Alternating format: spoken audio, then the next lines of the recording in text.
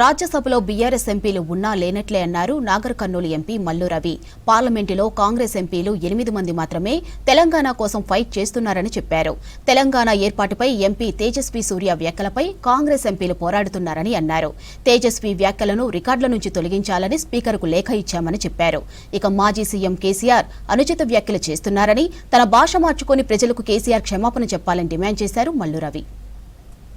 మాజీ ముఖ్యమంత్రి ప్రతిపక్ష నాయకుడు అసెంబ్లీలో కేసీఆర్ గారు ఇష్టం వచ్చినట్టుగా కాంగ్రెస్ పార్టీ ఎంపీలని అవమానపరుస్తూ మాట్లాడుతున్నాడు.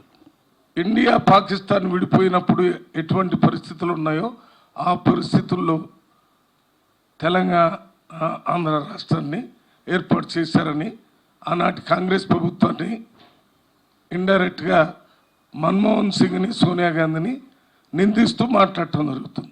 ఆయన మాట్లాడేటప్పుడే పార్లమెంట్లో నేను తెలంగాణ ఎంపీల కన్వీనర్గా, తెలంగాణ ఎంపీగా దాన్ని అడ్డుకొని ఆ మాట విత్డ్రా చేసుకోవాలి, మీరు మాట్లాడే విధానం తప్పు, కిషన్ రెడ్డి గారు లేచి తేజస్వి సూర్య గారు మాట్లాడిన దాన్ని సపోర్ట్ చేస్తూ మాట్లాడాడు.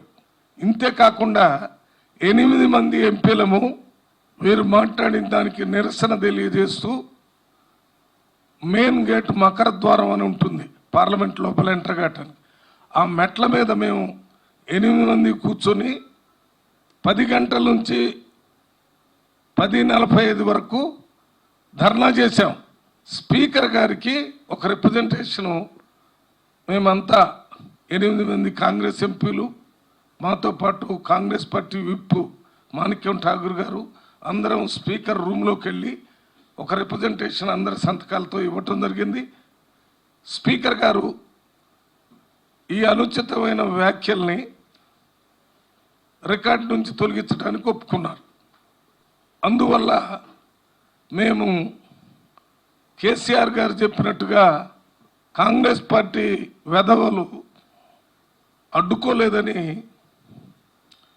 మన కేసీఆర్ గారు మాట్లాడుతున్నారు.